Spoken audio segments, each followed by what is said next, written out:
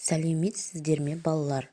Балалар, жаратылыстану сабағымыздың тақырыбы электр тогы қалай пайда болады. Сабақтың мақсаты: сен электр тогы қалай ашылғанын білесің, электрлену не екенін білесің. Келесі балалар, суретке назар аударайық.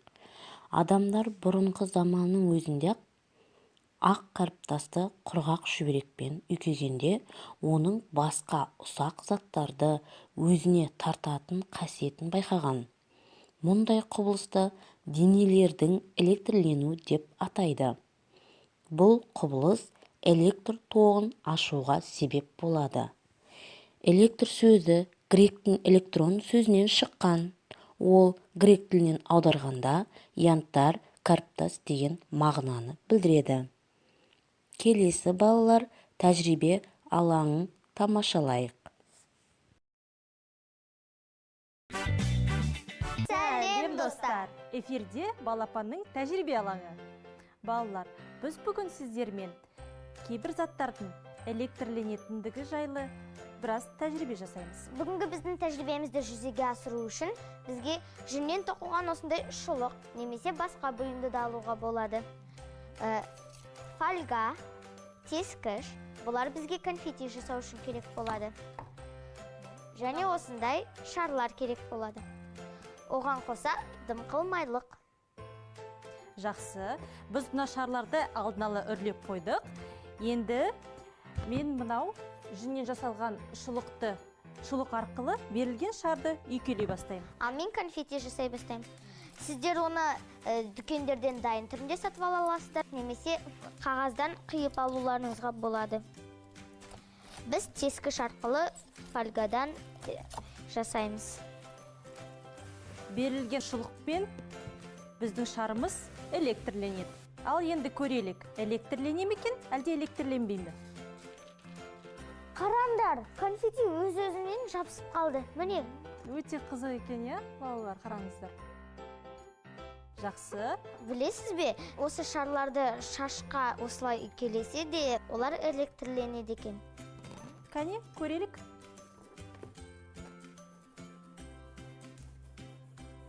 Өте қызықты тәжірибе екен, иә, балалар?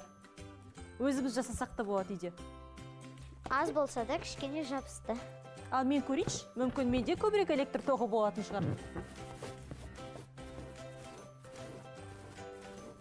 Кәне, көрелік. Расында да, менің шашымда электр тоғы көбірек екен, иә? Айжан апай, бізде енді дымқыл майлық қалды. Оны мен үйкелеп көрейікші? Кәне, көре ғой.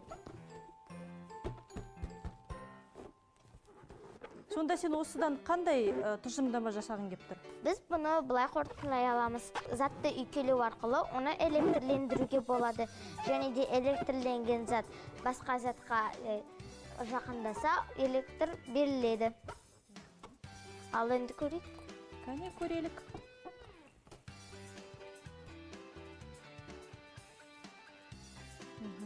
Не болып жатыр екен, Аружан?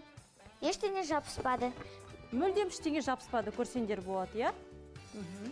Демек, затты осы дымқыл майлықпен сүрту арқылы оның электрін керісінше алуға болады. Өте қызықты тәжірибе екен. Балалар, осы тәжірибелерді сендер үйлерінде қайталай аласыңдар. Келесі кездескенше сау болыңыздар. Ал балалар, келесі ток әсерлері: жылулық, химиялық, магниттік, физиологиялық болып төртке бөлінеді. Келесі балалар, зерттеу әдісіне қарайық. Заттарды қандай әдістермен электрлендіруге болады? Жаңа жоғарыда видеоролик көріп кеткендей естеріңе түсіріңдер. Балалар, суретке қараңдар. Адам электр тогын қашан ойлап тапты? Суреттегі құралдар қалай аталады? Сендер оларды қайдан кездестірдіңдер? Келесі ойлам тап. Линолеум төселген еденге неліктен шаң тез жиналады? Ал балалар, достарыңды таңғалдырғың келе ме? Онда оларға тіл алғыш жыланды көрсет. неліктен жылан сызғышқа тартылады? Осындай ойыншықты қолдан жасау үшін не істеу керек? Жасаған жұмыстарыңа ат қой.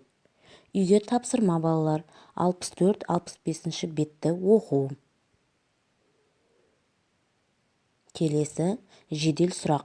Қандай тақырыппен таныс болдық? Электрлендіру дегеніміз не? Электр сөзінің аудармасы. Балалар, сабағымыз аяқталды. Назар аударғандарыңа рахмет.